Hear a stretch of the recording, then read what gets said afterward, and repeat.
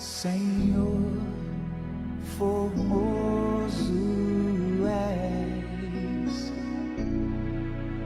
tua face eu quero ver, pois quando estás neste lugar, tua graça invade-me, acende a chama, ó Pai, que uma vez brilhou, vem limpar, brilhar, resplandecer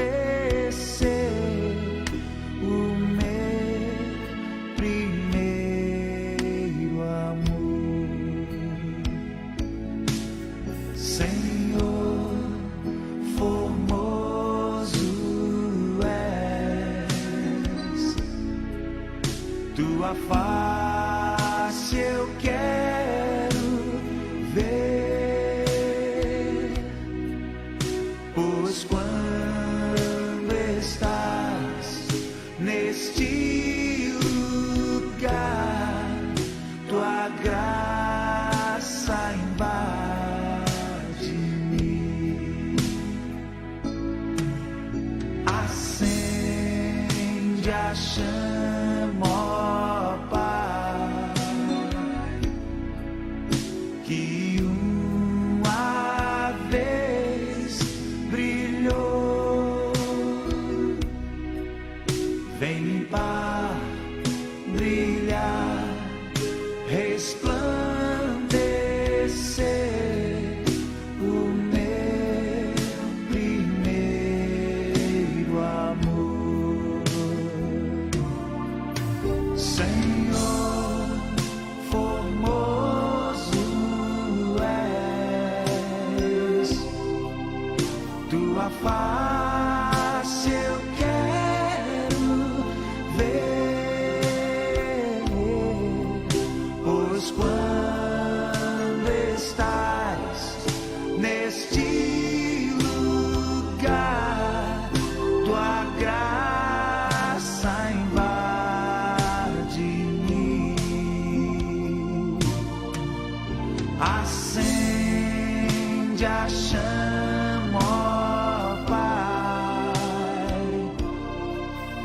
que uma vez brilhou,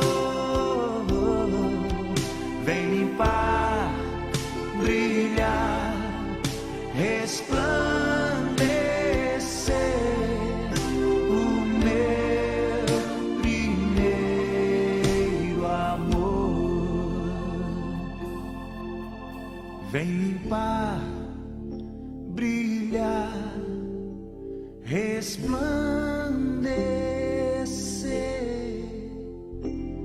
o meu primeiro amor.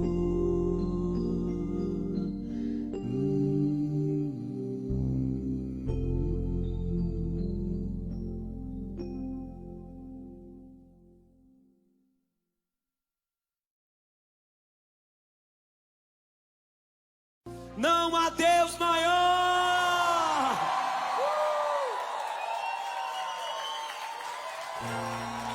É hora de adorar a esse Deus. Faz barulho aí, viajou. Vamos lá, menina. Quero ver esse grito bonito.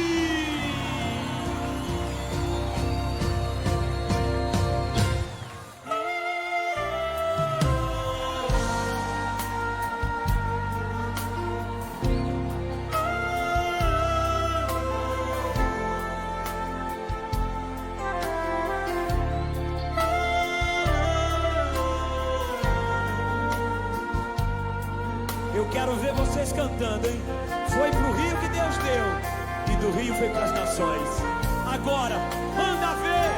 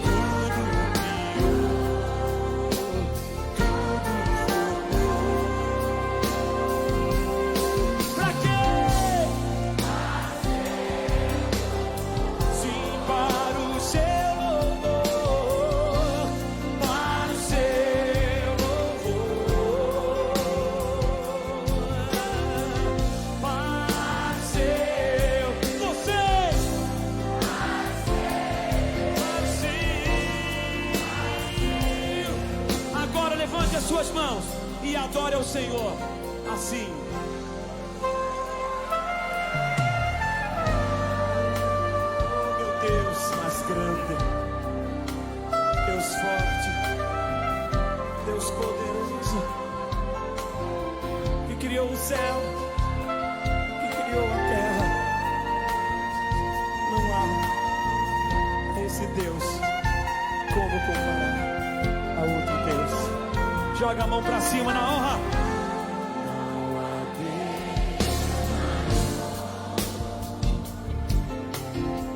E não há Deus melhor. E não há Deus tão grande como nosso Deus.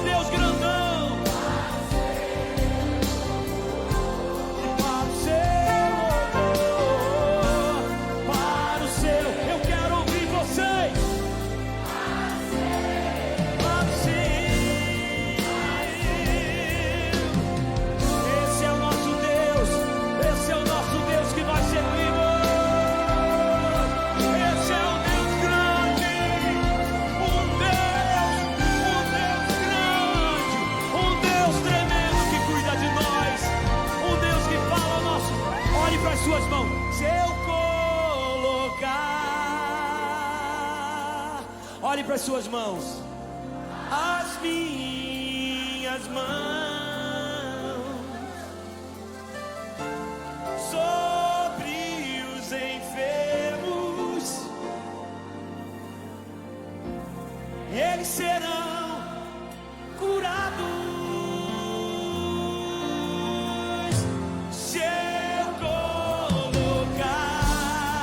Joga as tuas mãos para cima para curar. As minhas mãos sobre os enfermos. Joga a mãozinha bonita. E eles serão curados. Põe a mão no ombro do teu irmão assim, ó. Jesus Cristo tem poder. Jesus Cristo tem poder.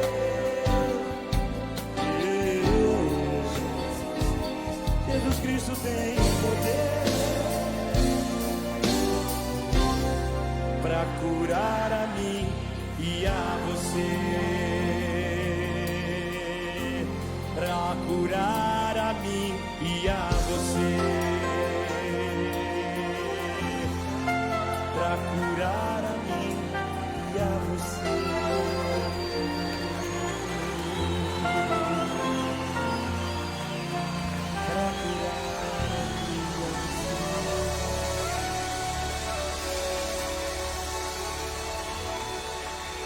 Eita Deus!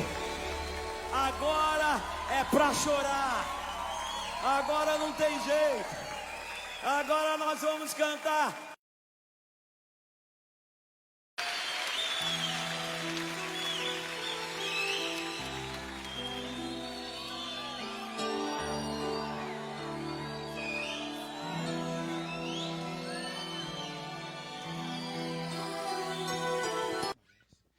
Bom dia, igreja. Sejam bem-vindos à casa do Senhor. Vamos iniciar mais uma escola dominical nessa manhã. Choveu, esfriou, mas estamos aí para louvar, glorificar o nosso Deus. E essa semana ouvimos que deu tufões, ventos, tempestades. Vamos começar, então, levantando em pé, orando a Deus, e aí vamos cantar Grandioso és tu. Deus eterno, nós louvamos o Senhor por essa manhã, agradecemos pela Tua presença neste lugar, também por nos trazer até aqui para ouvir a Tua palavra. Pedimos que abençoe nossas vidas, prepara os nossos corações para ouvir a Tua mensagem. O Senhor é um Deus grandioso, maravilhoso, poderoso. Também abençoe as pessoas que estão assistindo em suas casas e que a Tua palavra, que é verdade, é vida, venha fazer diferença em nossos corações e tenhamos um dia santo e abençoado na Tua presença, para a honra e glória do Teu santo nome. Oramos agradecidos em nome de Jesus. Amém.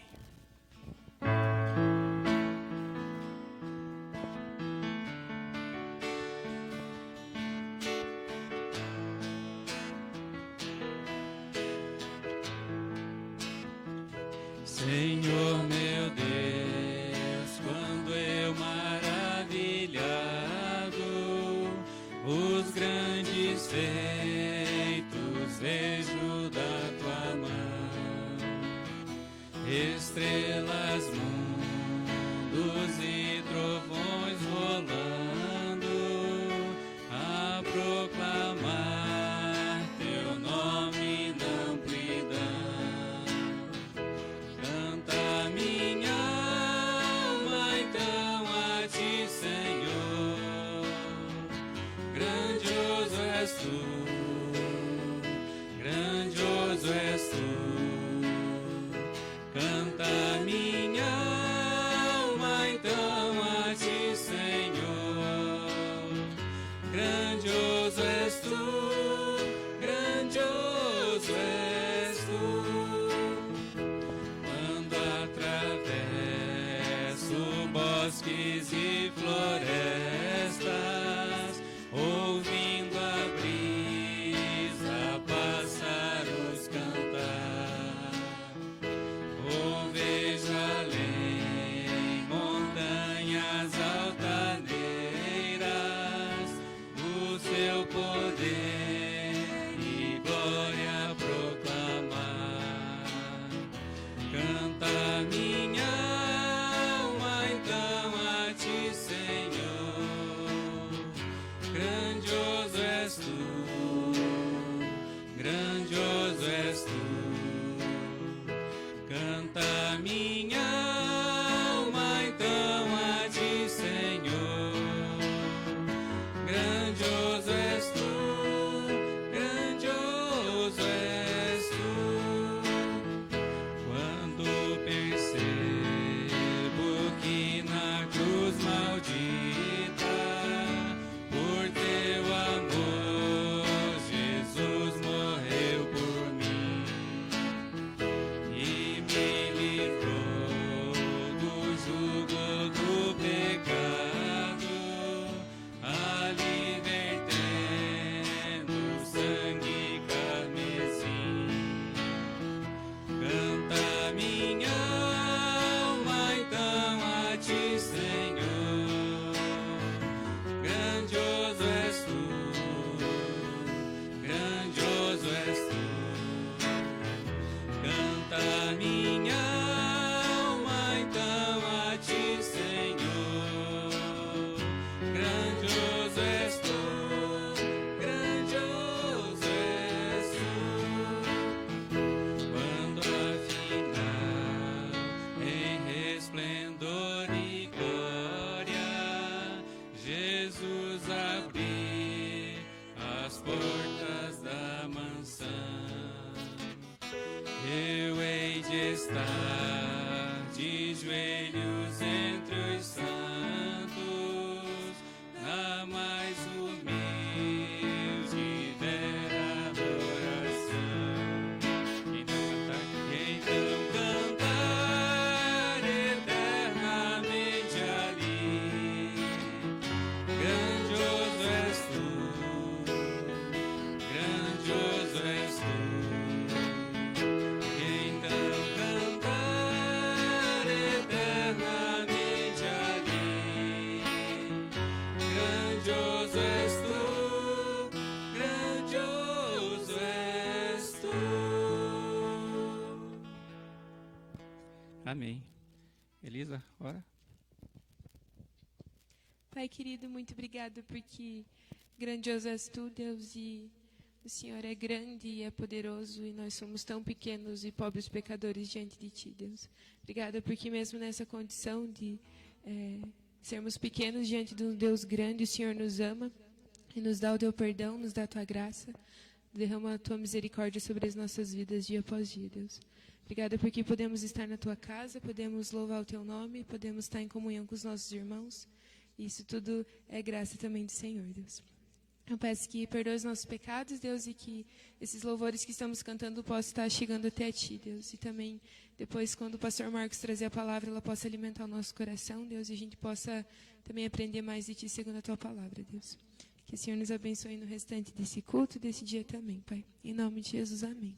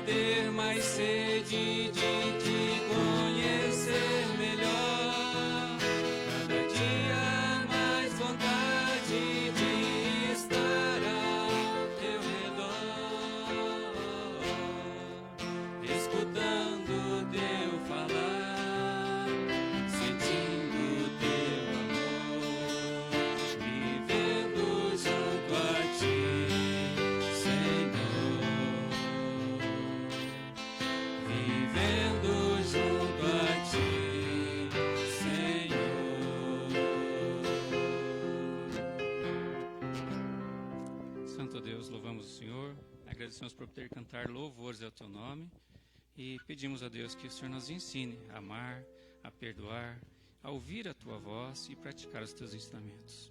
Colocamos nossa vida em Tuas mãos, colocamos a Tua igreja diante do Senhor e pedimos, Senhor, prepara o nosso coração para ouvir a Tua mensagem, que ela venha fazer diferença em nossa vida para que o Teu nome seja glorificado. Oramos assim em nome de Jesus.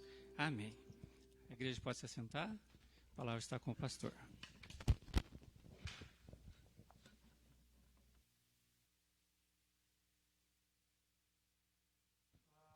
Então, os jovens vão ficar aqui, tá bom? E só a minha classe, então, vai sair junto com a classe do Serginho, tá bom? Então, pode sair. O pastor Marcos, então. Nós convidamos o pastor Marcos para falar um pouco sobre este tema, o pré-milenismo e a Bíblia, né? E ele, então, vai, nessa manhã, falar sobre isso. Achei que você ia ficar. Vai precisar.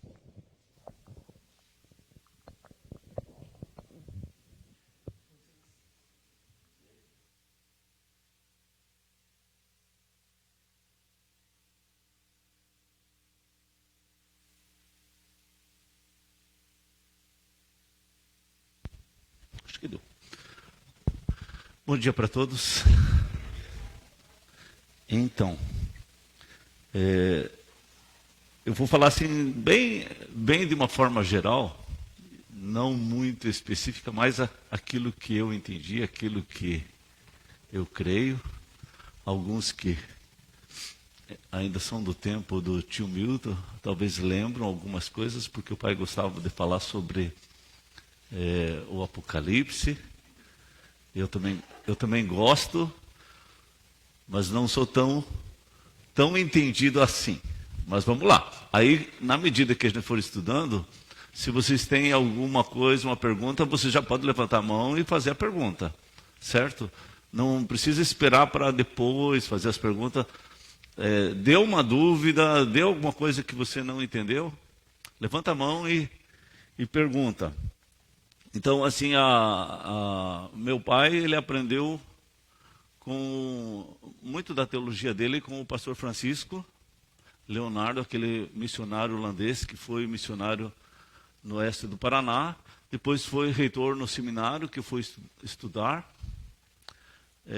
Então a gente teve assim uma ideia de um tipo de pré-milenismo. Depois eu vi que não era exatamente as ideias de outros pré-milenistas que têm muita ideia em relação à segunda vinda de Cristo, e eu não tinha essa ideia. Que tinha tanta ideia, e hoje mais ideia ainda. Então é um assunto, é um labirinto bem grande assim, se você quer desenvolver um pouco a cabeça sobre... Eu nem aconselho você conhecer muitas vertentes, porque vai confundir a cabeça, certo? E aí quando eu fui para o seminário, aí eu logo percebi que a maior parte dos meus colegas entendia tudo diferente do que eu entendia. Alguns já falaram assim que nós já estávamos no milênio, e eu pensava assim, não, o milênio vai vir depois da vinda de Cristo, ele vai instalar o milênio. E alguns falaram, não, o milênio nós já estamos no milênio. Começou com a crucificação de Cristo. Eu fiquei assim todo atordoado, porque eu nunca tinha ouvido uma ideia dessa, né? Uma ideia absurda dessa, eu pensei, de que o milênio começasse na crucificação. Aí começamos a conversar mais, e eu gostava de discutir, às vezes nos quartos a gente só ficava discutindo teologia. Passava muito tempo discutindo, mais do que aprender em sala de aula, a gente ficava discutindo no quarto. Era muita discussão, nós gostávamos muito de discutir tudo quanto é ponto, tudo quanto é coisa. E aí, eles já começaram a falar assim que o anticristo já tinha vindo. E eu tinha certeza que o anticristo ainda ia vir. Não, o anticristo foi o imperador romano, foi Nero, foi esse. A própria palavra para o anticristo em Apocalipse é a palavra do Nero. E aí foram explicando tudo isso. Gente, então o anticristo já veio e eu não sabia, e estava esperando que ele viesse, estava morrendo de medo que ele viesse, o que ele pudesse fazer ainda com a igreja, e ele já veio. Então, isso é mais ou menos a ideia reformada, a ideia da igreja presbiteriana. Então, não é fora de uma ideia normal. Eu que achei ideias muito malucas sobre a segunda vinda de Cristo. Daí só faltava que Jesus já veio. E que a vinda de Jesus é espiritual, não é física. E então, a coisa ia complicar mais. Então, aquilo para mim eu até fiquei triste, assim, porque era muita diferença de ideia, muito diferente. Quando eu vim para cá, aí teve outros pastores daqui da região que acreditavam nesse amilenismo, mas já acreditavam que o anticristo ainda viria e que haveria perseguição à igreja, porque naquela época, lá no seminário, eu e mais alguns colegas que éramos pré-milenistas, eles nos chamavam de masoquistas, assim, porque nós gostávamos de sofrer, porque os pré-milenistas acreditam na grande tribulação e que os crentes vão sofrer. Então eles achavam que era um absurdo e davam risada de nós que nós acreditávamos no sofrimento dos cristãos, né? E que o anticristo ia trazer muito sofrimento aos cristãos, uma perseguição que jamais aconteceu, né? E que vai ser abreviada naqueles dias. Então, era assim que a gente acreditava. Eu nem sabia de outras ideias, mas para ver o que estava na minha cabeça, assim, como houve conflito de ideias totalmente diferentes dentro da própria igreja. Então, essa ideia, assim, eu coloquei bem de lado e como, na minha cabeça, bem herege essa ideia amilenista. Mas quando eu vim para cá, ela já começou a ficar mais amiga, porque os pastores daqui, os pastores que tinha aqui, alguns tinham a ideia amilenista, mas acreditavam na grande tribulação, acreditavam na vinda de Cristo, do reino dele se formar aqui. Então as coisas já começaram a se aproximar. A única diferença era o tempo do milênio, que o amilenista entende que começa com a crucificação e até a vinda de Cristo, como se fosse esse tempo dos gentios.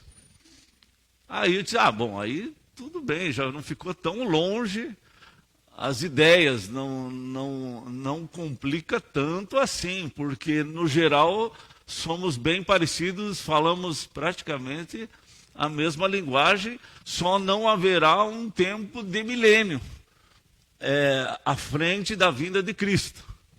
Nessa ideia desses pastores, e que aí, então, ficou melhor, tirei lá daquele grupo dos hereges, daí já achei que dá para aceitar essa doutrina, porque aproximou, não porque...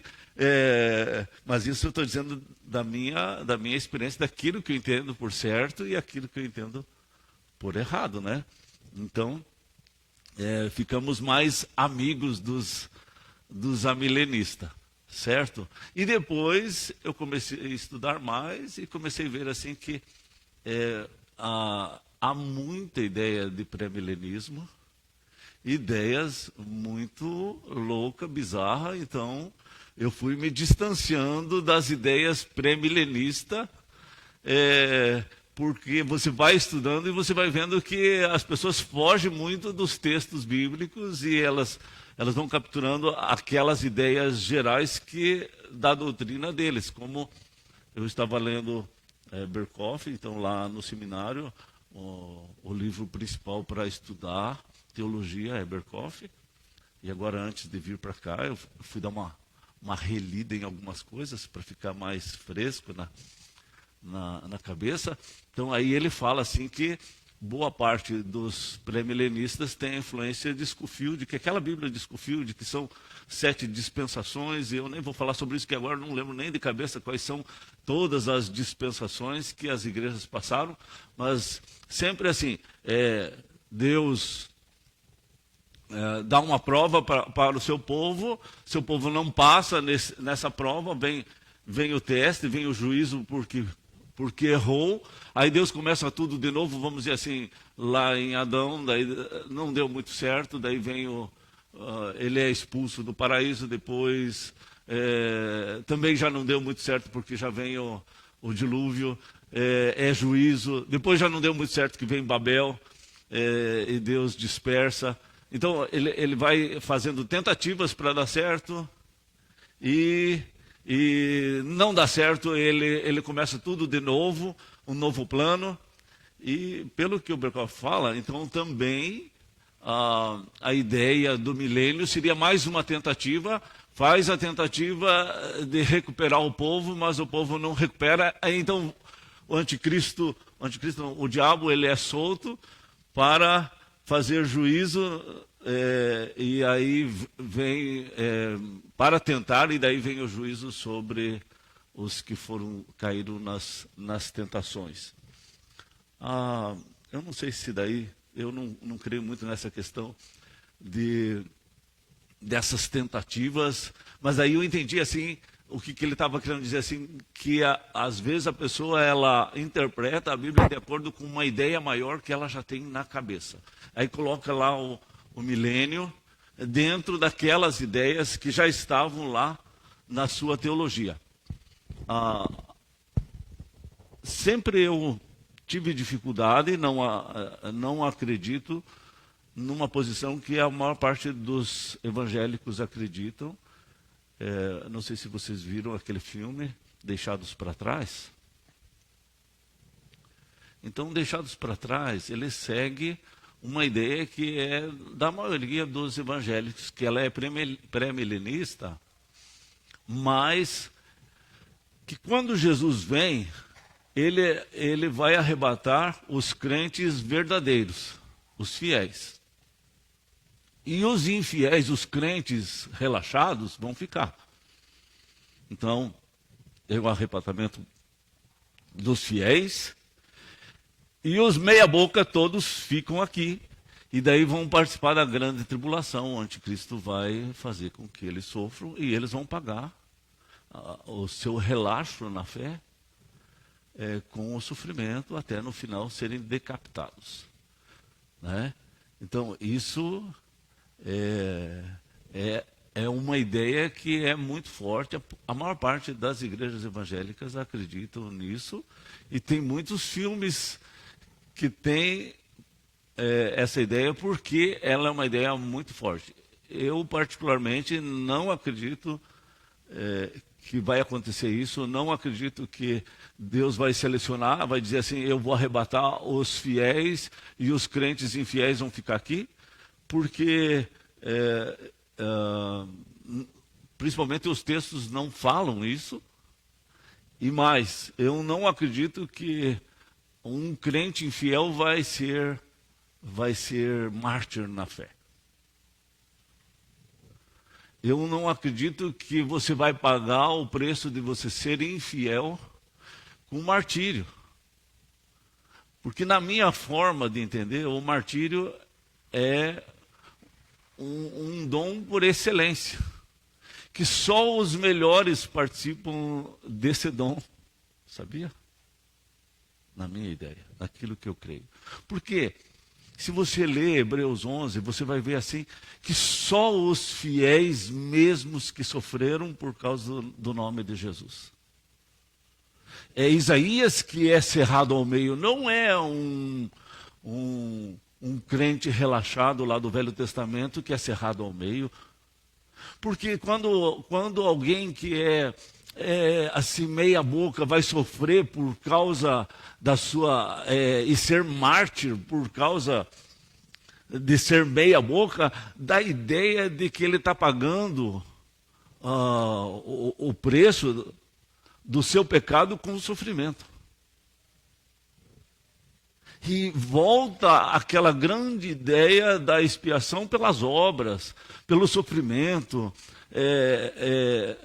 Uma ideia muito forte do próprio Espiritismo, de que a pessoa sobe muitos degraus de joelho, se machuca, açoites, né, para expiar pecados. Então ela sofre e com o sofrimento ela paga pecado.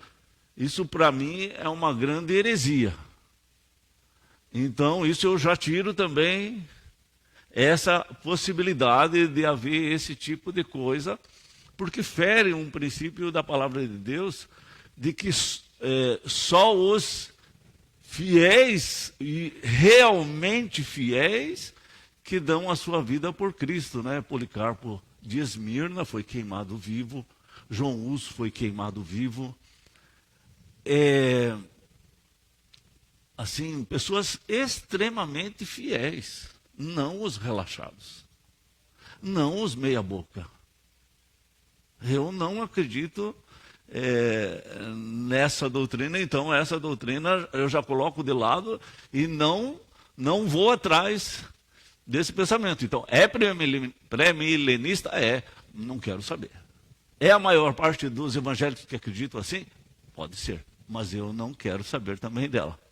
Então eu vou trazer algumas ideias, mas como foi colocado aqui que eu preciso defender um pouco da posição pré-milenista, daí eu vou colocar mais no final isso, só para questionar algumas coisas que precisam ser questionadas. Vamos ler lá em Apocalipse? Então, esses versículos que nós vamos ler é mais para a gente tratar de uma ideia geral e talvez o próprio significado do Apocalipse, certo? Apocalipse 12.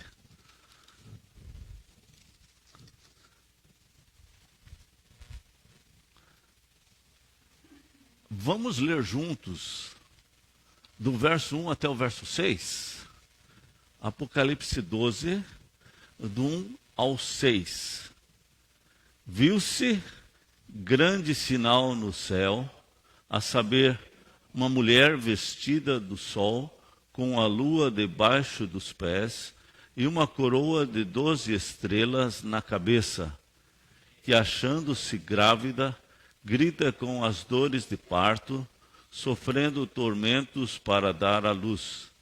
Viu-se também outro sinal no céu, eis um dragão grande e vermelho, com 7 cabeças, 10 chifres, e nas cabeças 7 diademas.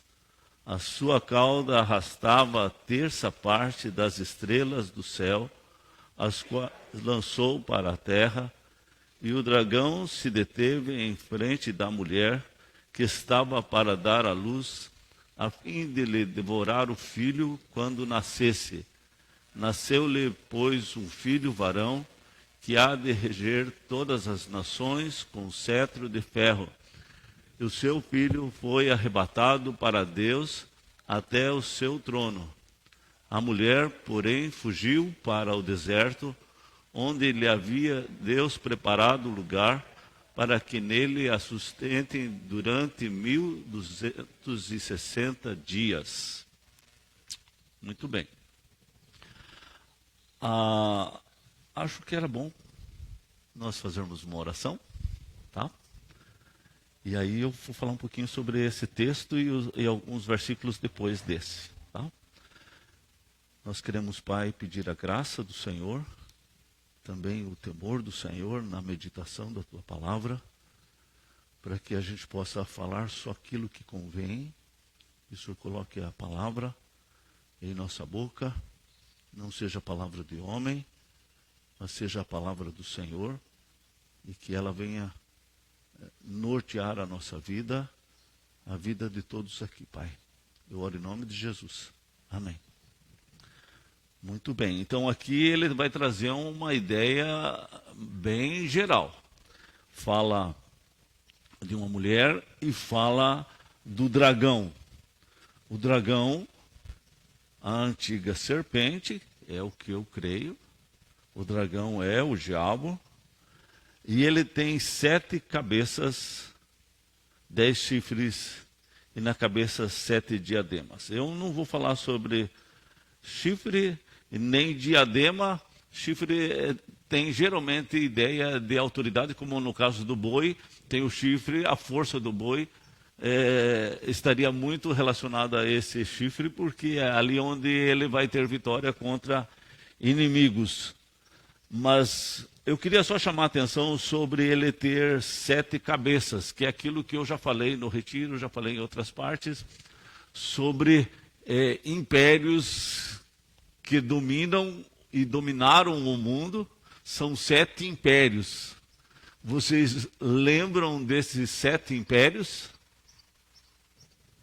Qual é o primeiro império?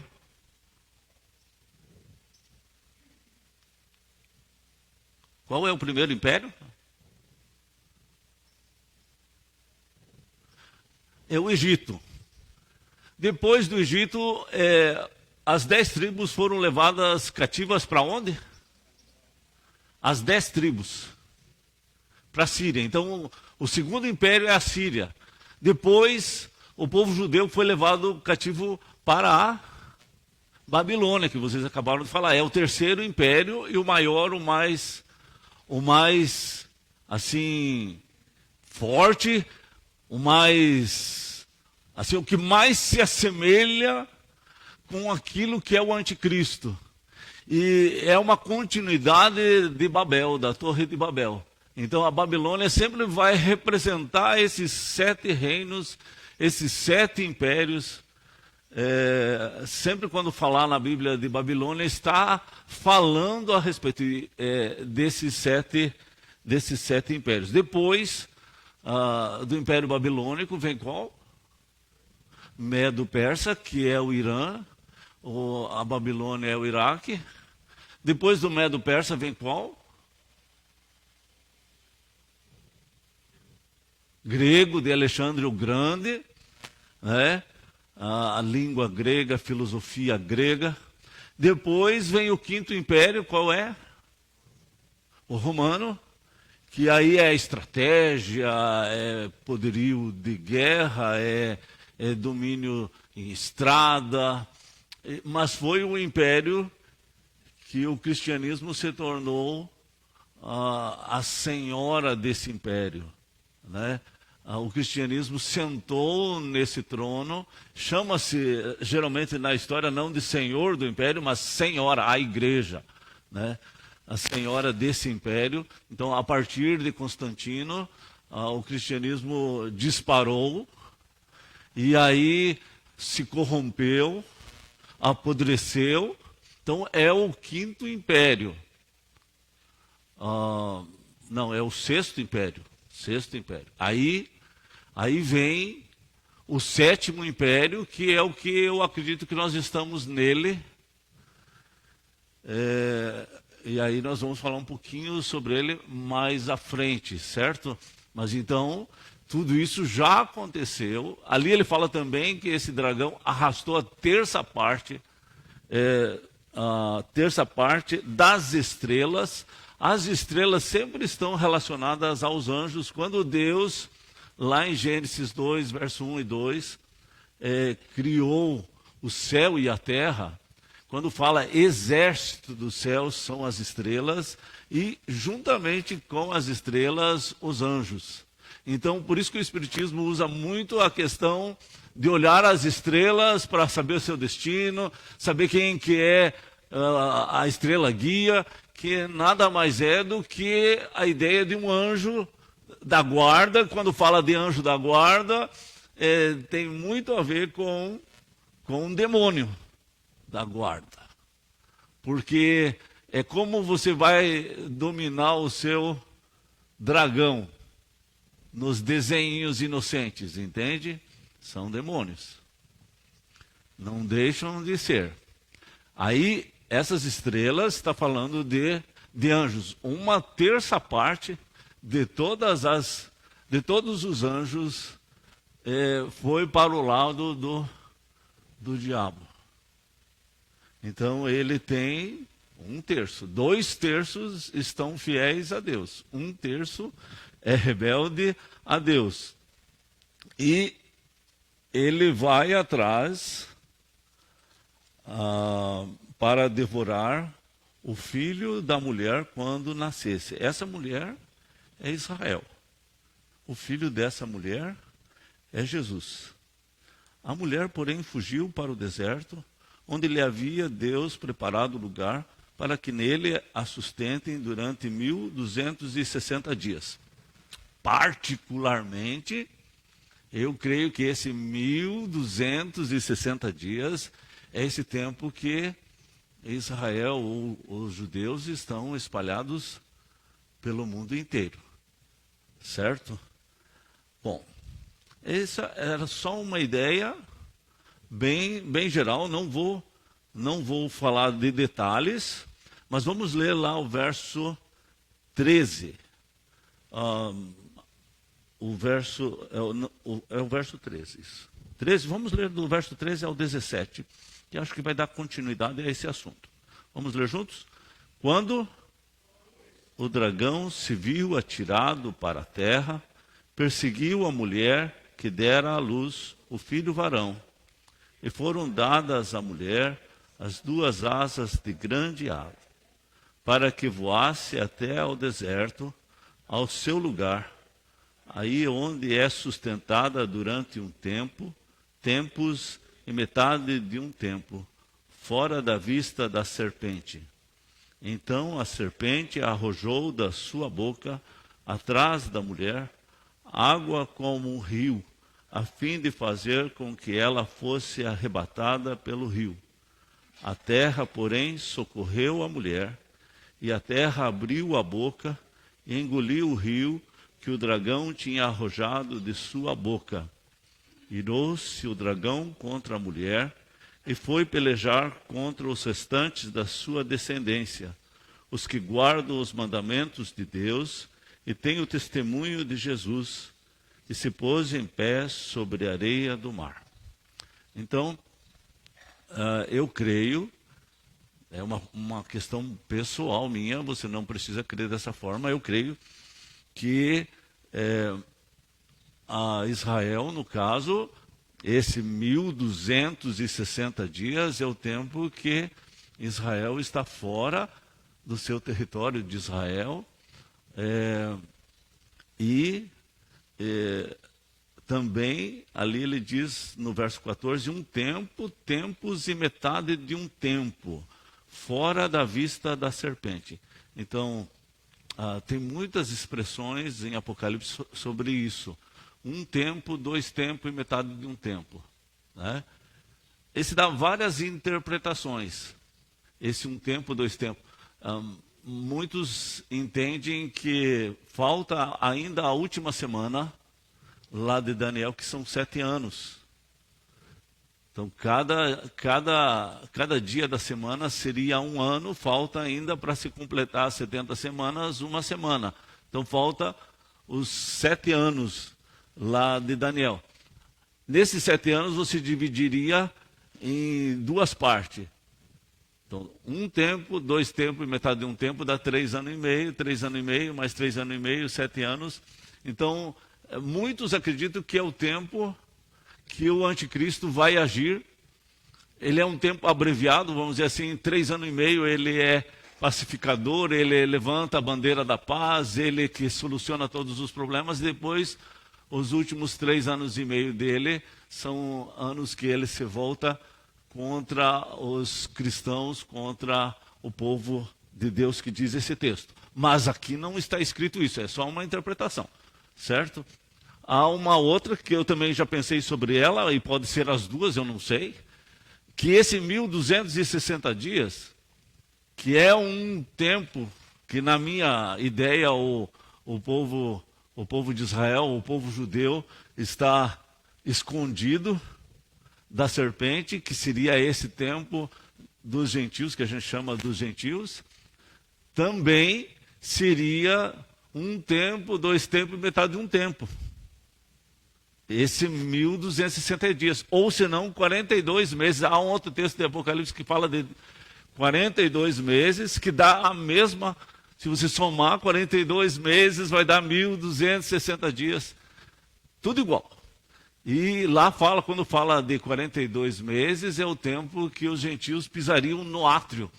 Então eu acredito que é esse tempo que os gentios estão lá, desde o ano 70, os gentios estão lá em Jerusalém, agora só de 1900 para cá, que os judeus começaram a comprar lotes, terras, no meio dos palestinos. Os judeus se tornaram muito ricos, e os palestinos continuaram muito pobres, como sempre foram, e aí eles começaram a comprar lotes e começaram a voltar para a terra de Israel. Então, até uma altura, eles estavam muito em paz lá junto com os palestinos, e de repente começou a haver conflito, porque acredito que os judeus também cresceram muito e começaram a se tornar populosos, ter suas próprias leis, porque isso também acontece com os árabes, né? Eles vêm para a Inglaterra e eles começam a ter uma população muito grande dentro da Inglaterra, eles começam a modificar a lei da Inglaterra, indo na direção da Sharia, que é a lei deles, e isso está acontecendo também com a França, por causa da população muito grande de árabes dentro desses países, né?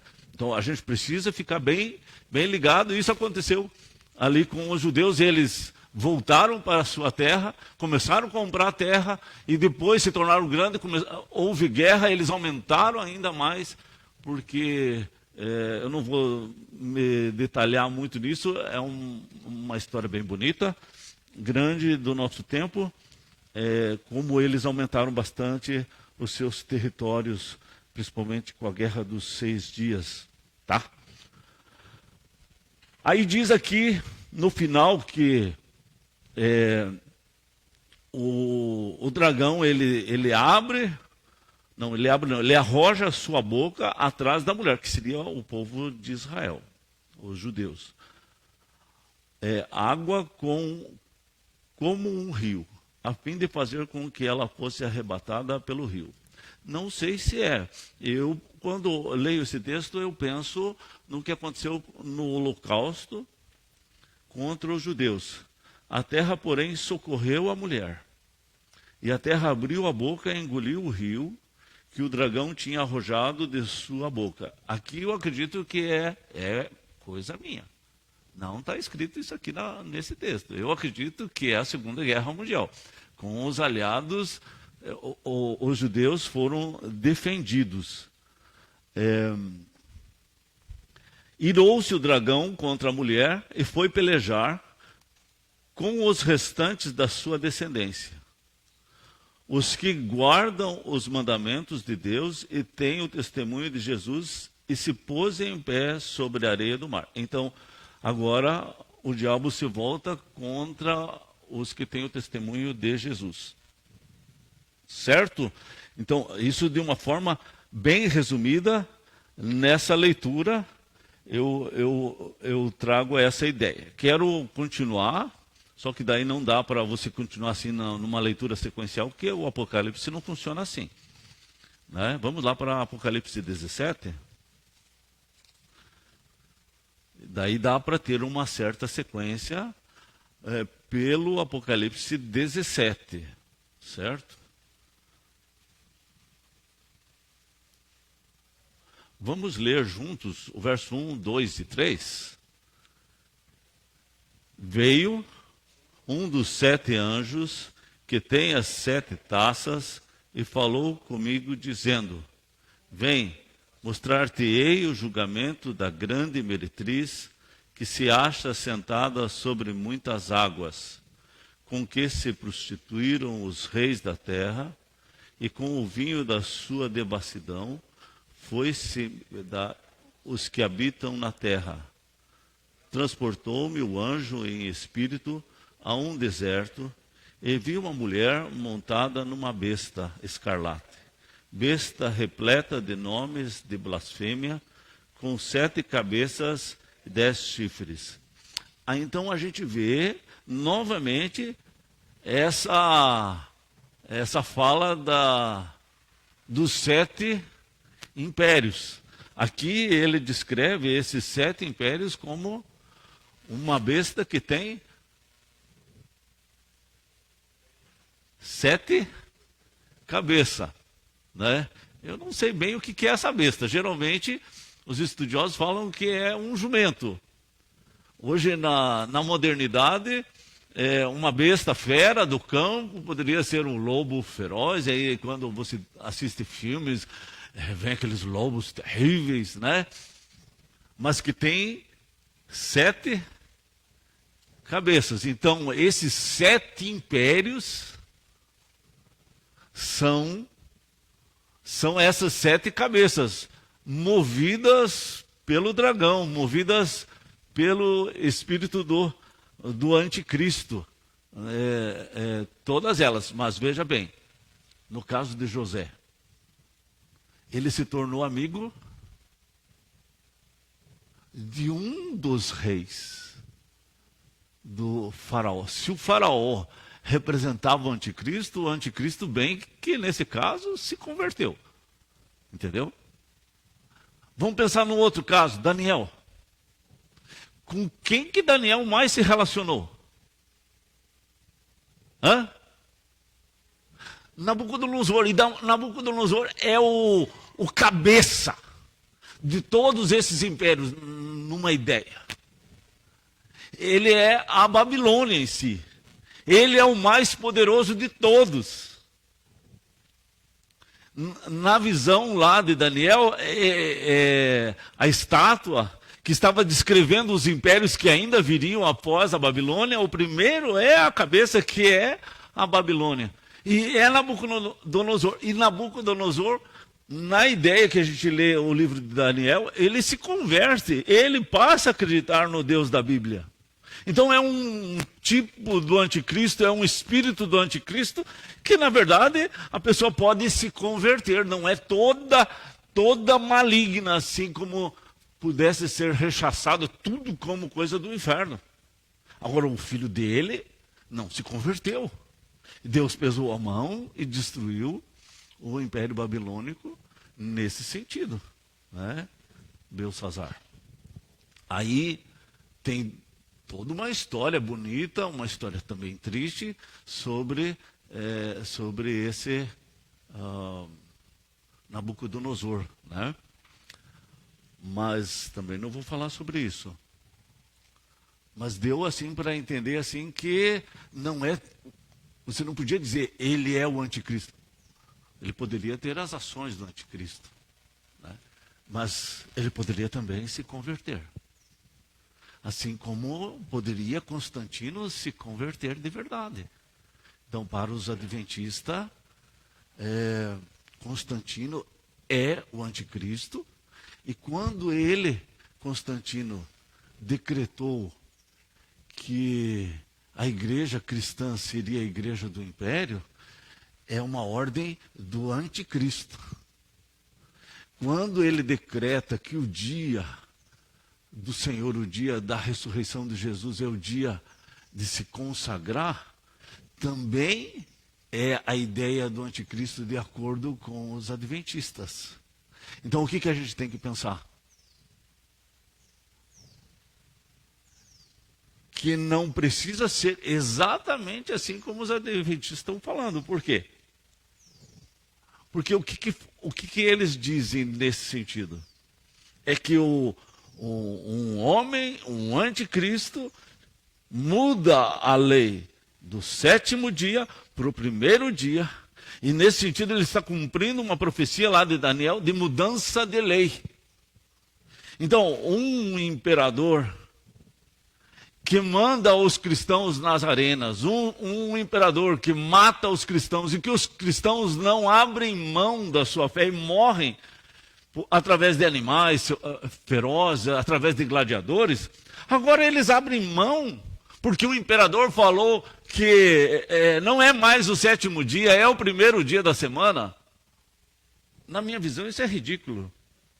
Porque nenhum cristão que tem suas famílias que foram queimados, foram mortos pelo império, agora passariam a guardar o 1º dia da semana porque o imperador mudou. Ele quis mudar. Na minha visão, isso no tempo que o cristianismo era fiel. Porque ele passou a ser infiel a partir de Constantino. Por causa do inchaço do cristianismo. Porque todo o império se tornou cristão sem a conversão. Ali era uma minoria que era cristã, mas era realmente cristã, que tinha o seu tio lá que morreu pela fé, que tinha um primo que morreu, que tinha um amigo que morreu. Da onde que as pessoas iam abrir mão?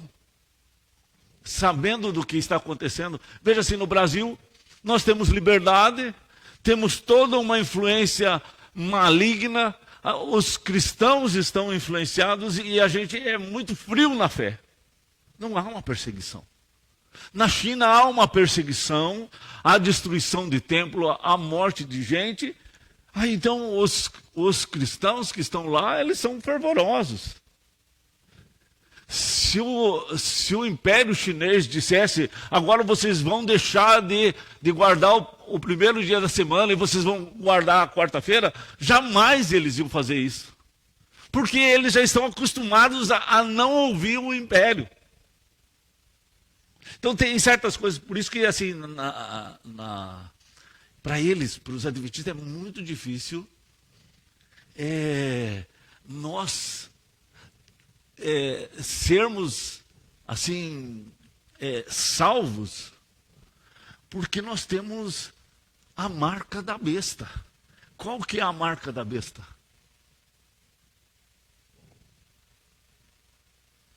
é a guarda do primeiro dia da semana. Então, todo que guardar o primeiro dia da semana tem a marca do anticristo dentro de si. Então, não tem como alguém que tem a marca do anticristo ser salvo. Pelo contrário, não vai nem para o inferno, porque nem ao inferno tem direito. Vai ser aniquilado, vai ser destruído. E a gente liga, muitos presbiterianos assistem maravilhados o programa adventista na televisão. Recebe quartetos para cantar em suas igrejas. Porque nós somos do politicamente correto. Isso é uma mensagem bem demoníaca. Então a gente precisa começar a ter umas ideias um pouquinho mais claras sobre esses assuntos, porque a gente está muitas vezes assim como que está tateando. E não está percebendo o que está acontecendo, certo? Tem uma mulher que está montada nessa besta de escarlate. Vamos lá, o verso 4, vamos ler lá? Achava-se a mulher vestida de púrpura e de escarlata, adornada de ouro, de pedras preciosas, de pérolas, tendo na mão um cálice de ouro, transbordante de abominações e com as imundícias da sua prostituição. Então, também é uma ideia particular minha, que essa mulher que montou essa besta, montou sobre a besta, na minha ideia particular, é a igreja cristã. A igreja cristã, quando se tornou senhora do Império Romano, ela pôs a roupa de rei, pôs a roupa de quem manda, executou gente, matou gente. Sabia disso? A Inquisição, o padre João Hus foi morto por uma Inquisição. O Lutero não foi morto porque teve um exército alemão que estava ali para proteger Lutero. Se não fosse o exército alemão, e o exército alemão só defendeu Lutero porque a igreja, o Império Romano, a igreja cristã, estava deixando de usar os soldados romanos para o seu exército, estavam usando os soldados espanhóis. A igreja estava, os soldados, o exército alemão, queria também independência do jugo romano. Então era bem interessante, um motivo espiritual, religioso, para ver um divórcio do Império Romano. Então havia um interesse também por parte do exército alemão de defender Lutero, porque ele era uma representação religiosa, que isso ajudaria o povo, na cabeça do povo alemão, a divorciar-se da igreja cristã vigente, do Império Romano. Por quê? Isso era muito difícil, esse divórcio, porque você poderia perder a salvação, porque se você sai da igreja católica, você perde a salvação. Isso estava muito impregnado na cabeça dos cristãos alemães. E aí eles precisavam de ter um líder espiritual que ajudasse nessa ruptura. Entenderam? Mais ou menos o que estava acontecendo?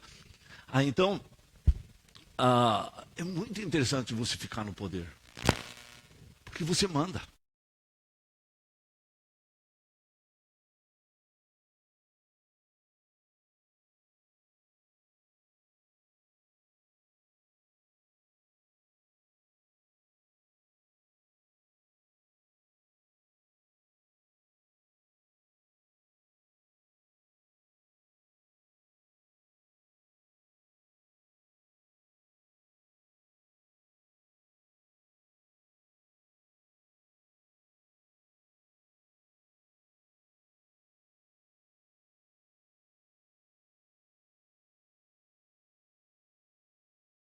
ponto que vai ser, é a minha visão, certo? A questão assim, na França, que seria o sétimo império, que aí vai dar uma ideia do que seria o sétimo império, que sai do Império Romano e passa a ser o sétimo império que nós estamos nele. Então é a partir desse ponto que eu quero falar um pouquinho. O que aconteceu na França? A igreja mata cristãos, artesãos. Mais de 1 milhão de huguenotes franceses saem fugidos da França por causa de uma perseguição que há dentro da França pela própria igreja cristã. E que são mais ou menos a classe média da França. São artesãos da França. Então eles vêm fugidos, uns vêm fugidos para o Brasil em 1550, que é chamada a invasão francesa do Brasil. Não é invasão francesa do Brasil, coisa nenhuma. Essa história ela é uma história mentirosa. Eu aprendi muito isso quando era criança, que a França queria fazer um domínio no Brasil. Isso não é verdade, é mentira. Depois os livros que vêm à frente contam isso, os livros de história mais à frente contam que realmente é mentira. Mas eu, como criança, aprendi que era uma invasão francesa no Brasil, e não é, na Baía de Guanabara, no Rio de Janeiro, não é. Era uma fuga desses evangélicos, huguenotes. O primeiro culto reformado, presbiteriano, podia dizer, de DNA reformado com ideias que seria presbiteriano, é deles aqui no Brasil, 1550, na Bahia, lá no Rio de Janeiro. Aí há uma perseguição, eles fogem e os que ficam são mortos na Baía de Guanabara. Tem o nome de cada um deles, eu poderia até falar aqui, porque é bem conhecida essa história. E à noite de São Bartolomeu, 70 mil huguenotes são mortos por uma rainha. Como é que é o nome? Teresa? Eu esqueci o nome dela.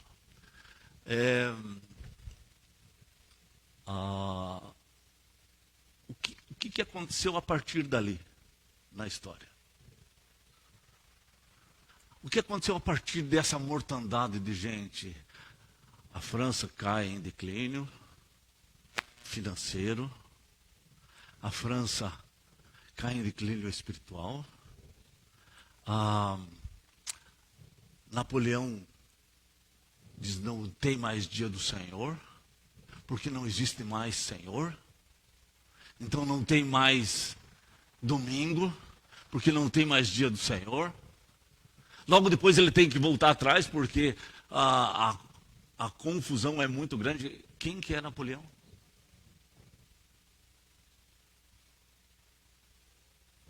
Vocês nunca ouviram falar da Revolução Francesa?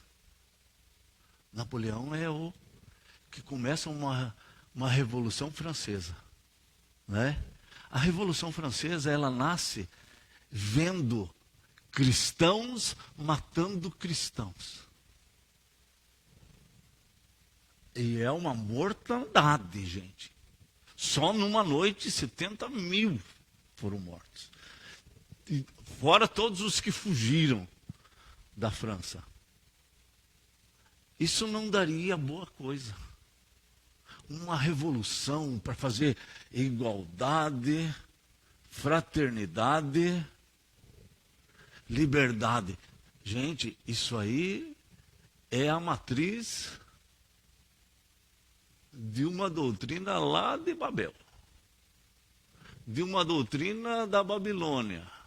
É a primeira sementinha, na minha visão. Eu penso assim, vocês não precisam pensar dessa forma, eu posso ter, deixa a heresia só comigo, tá bom? Aí vem um cara que aprende dentro dessa doutrina e forma uma doutrina mais bem elaborada. Ele seria, vamos dizer assim, a Ellen White dos adventistas. É Karl Marx. Karl Marx, ele estuda tudo isso. Ele aprende tudo isso. ele se desenvolve nessas universidades. E ele forma uma ideia muito bem elaborada, né? Na oficina do diabo, ele forma uma ideia de igualdade, tudo em comum. Que os nossos jovens brasileiros estão estudando Gramsci nas universidades, trazidos por Fernando Henrique Cardoso. Os pais pagam os seus estudos para eles estudarem uma doutrina do anticristo. E a nossa igreja está muito quietinha, sabia? Mas também pode ser que seja só minha ideia, vocês ficam com a ideia de vocês, e eu fico com as minhas heresias aqui. Mas está acontecendo isso. Eu tenho gente da minha família que já foi feita a cabeça por essas ideias. Aí Deus vai ficando de lado. Não é que Deus não existe, mas ele já não deixa de ser tão importante. Porque tem coisas mais importantes, que é a libertação do homem. Fazer o bem ao próximo. Né? Tantas coisas mais importantes que isso. Né? Então, a gente não tem mais a mesma linguagem, a gente não consegue mais conversar como verdadeiros irmãos, porque a gente está pisando em ovos. Eu não posso falar desse assunto porque vai machucar ele. Eu não posso falar daquele assunto porque vai dar briga.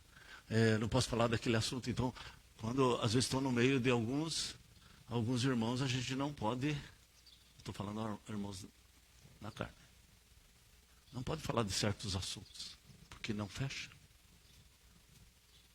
Dá tudo errado. Filhos do tio Milton. Entendeu? O que eu estou falando aqui? Por isso que eu achei assim que falar de pré-milenismo é um pouquinho inferior a esse assunto. Porque nós estamos vivendo esse assunto aqui. Isso é algo que está acontecendo hoje, no nosso meio. E a gente está muito, distraído e às vezes não tem nem coragem de ler esses textos, porque acha que é muito difícil, mas as ideias, elas estão ali. Vamos ler o verso 5, 6 e 7, vamos lendo ali. Na sua fronte, lá o verso 5, escrito um nome, um mistério, Babilônia, a grande, a mãe das meretrizes e das abominações da terra. Então vi a mulher embriagada com o sangue dos santos e com o sangue do testemunhas de Jesus, e quando a vi, admirei-me com grande espanto. Anjo, porém, me disse: por que te admiraste? Dir-te-ei o mistério da mulher e da besta que tem as 7 cabeças e as 10 chifres que leva a mulher. A besta que viste era e não é. Está para emergir do abismo e caminha para a destruição. E aqueles que habitam sobre a terra, cujos nomes não foram escritos no livro da vida, desde a fundação do mundo, se admirarão vendo a besta que era e não é, mas aparecerá. Então você viu assim que essa mãe das meretrizes, das abominações da terra, porque assim, a forma mais terrível de uma abominação é aquilo que está dentro da tua casa. Né? Tem uma postagem do Hernandes sobre o amigo do teu filho. O primo, o amiguinho do teu filho pode ser o diabo, porque pode ser um Abinadab, que era primo. E que deu as ideias mais terríveis para Aminon e tratou Aminon ter relações com a sua meia-irmã como uma coisa certa. Porque quem manda no coração, não é assim? A frase que está entre os jovens, quem manda no coração? E Aminon era apaixonado por Tamar. Então quem manda no coração? E aí ter um amiguinho de luxo, porque é sobrinho do Davi. Aminon está conversando com um primo bacana, descolado, E ele dá todas as ideias como Aminon vai conquistar a Tamar. Está lá o texto, é só você ler. Isso chama-se abominação, porque é aquela contaminação dentro de casa. Sabe a tábua de cortar carne? Que você corta a carne e fica os resíduos, você não lavou direito naquelas verguinhas. Ali cria bactéria. Deus mesmo manda bactéria para comer aqueles resíduos. Depois você coloca um bolinho ali, você coloca uma outra coisinha que você prepara ali. E você come, vai dar uma diarreia terrível, porque vai vir os bichinhos que estão na tábua, aquelas bactérias que estão na tábua. Ainda mais se você não assar, se você não fritar, se você não esquentar em alta temperatura, aquelas bactérias vão estar vivas. E você come, e aquilo vai dar um desarranjo terrível por causa de uma abominação. Isso é demônio. É isso que ele está falando aqui, dentro da igreja. Porque é uma igreja que sentou no lugar que ela não deveria sentar. E quis o poder, um lugar que não era para ela. Né? Aí fala também que ela perseguiu e que ela tem nas mãos dela o sangue dos santos e o sangue das testemunhas de Jesus. E isso está repleta a história. Eu contei agora alguns nomes, mas tem muito. Eu poderia passar um tempão aqui contando em Oxford, lá na Inglaterra, evangélicos que foram queimados na época da Contra-Reforma protestante. Então, isso está cheio na história. É só você ler a história, você vai saber de pessoas e o que elas falaram lá enquanto estavam sendo queimadas vivas. Está tudo registrado.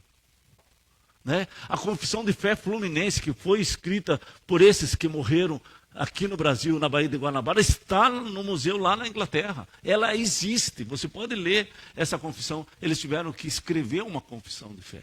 Isso existe, é tudo fato histórico.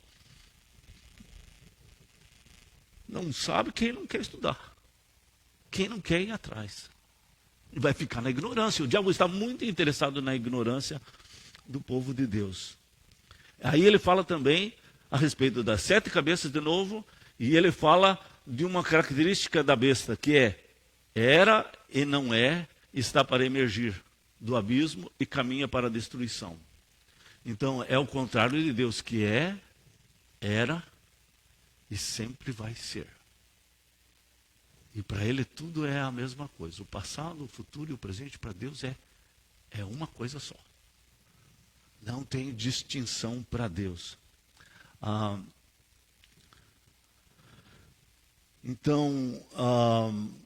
E aqueles que habitam sobre a terra, cujos nomes não foram escritos no livro da vida desde a fundação do mundo. O nome daqueles que vão para o céu estão escritos no livro da vida antes da fundação do mundo. Vamos ler no verso 9, vamos lendo? Aqui está o sentido: que tem sabedoria, 7 cabeças são 7 montes, no quais a mulher está sentada. São também 7 reis, dos quais caíram 5, um existe e outro ainda não chegou. E quando chegar, tem de durar pouco. Então veja assim, no tempo de João, ele estava contando de 5 impérios que já tinham caído. Esse 6º estava ali, que é o Império Romano, mas vai vir ainda o 7º, que não vai durar muito tempo, que é o que nós estamos nele. Eu acredito assim. Vamos ler o 11. E a besta, que era e não é, também é ele o 8º rei, e procede dos 7 e caminha para a destruição. Então, o 8º rei vem a partir do 7º império. Certo? Que é esse que nós estamos hoje. Então, o próximo a partir do que está hoje é o próprio anticristo. Porque é o 8º, diz ali o texto. Procede dos 7 e caminha para a destruição. É o 8º rei, é o anticristo, o que diz lá em Tessalonicenses, o homem da iniquidade, o homem da abominação. É carne e osso. É um homem. Não é só o espírito do anticristo agindo na terra através desses 7 impérios e tudo mais, mas é uma pessoa que vai vir e caminha para a sua destruição. Vamos continuar a leitura até o final? Os 10 chifres que vistes são 10 reis, os quais ainda não receberam o reino, mas recebem autoridade como reis, com a besta durante 1 hora. E estes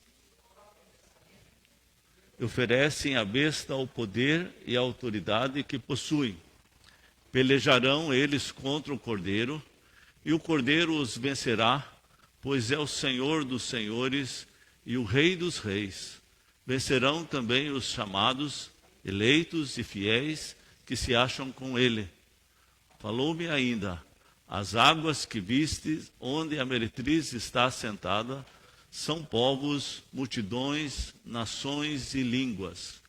Os 10 chifres que vistes e a besta, esses odiarão a meretriz e a farão devastada e despojada, e lhe comerão as carnes e a consumirão no fogo, porque incutiu Deus que realizem os seus pensamentos, executem a uma e deem à besta o reino que possuem, até que se cumpram as palavras de Deus. A mulher é a grande cidade que domina sobre os reis da terra, por isso ela pode ser Roma, mas meretriz, na minha visão, é a igreja cristã que se tornou idólatra, que se tornou mercenária, amante do dinheiro, do luxo da terra. Então é a grande prostituta que por troca de dinheiro traz prazer e felicidade ao povo, né? Promete bênçãos de Deus, promete prosperidade, tudo em troca do Deus Mamon. Entendeu? Não é só a Igreja Católica Romana que faz isso, que fez isso com as indulgências. Existe muita prosperidade entre crentes que vão morrer e vão para o inferno, porque não nasceram de novo, mas são de igrejas evangélicas. Então, não estamos livres desse problema aqui, desse texto aqui.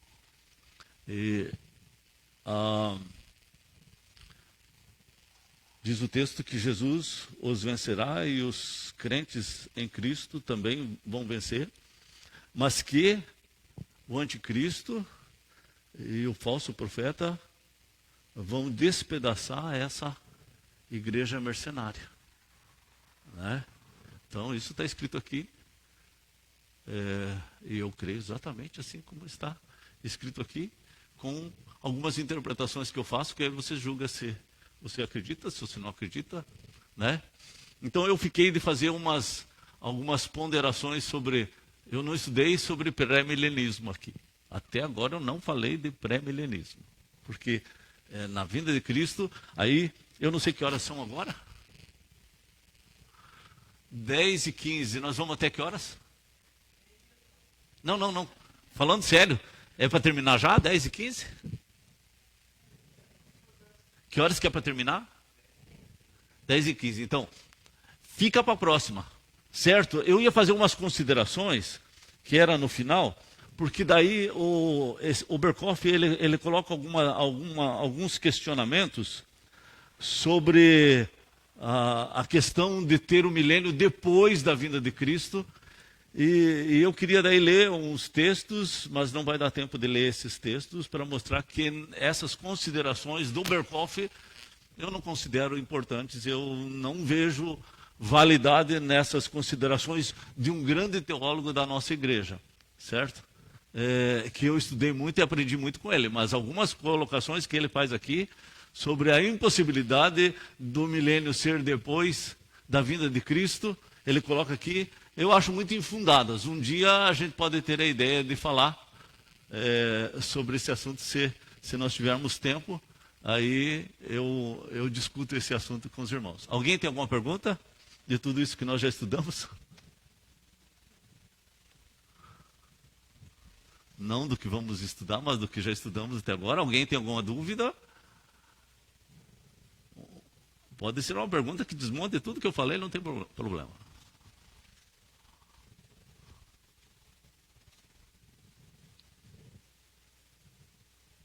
Tá tudo certo? Então tá bom, vamos fazer uma oração? O Josimar faz a oração?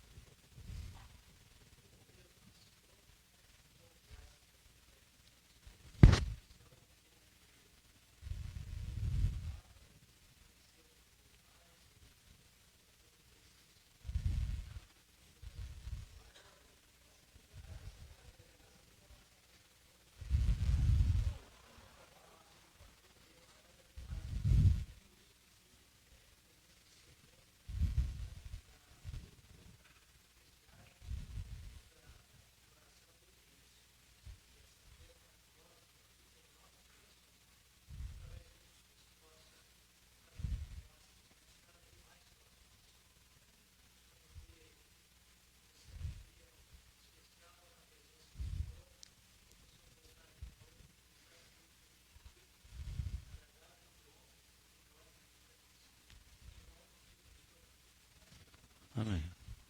Amém. Então a palavra está contigo? Está terminado? Então Deus abençoe a todos.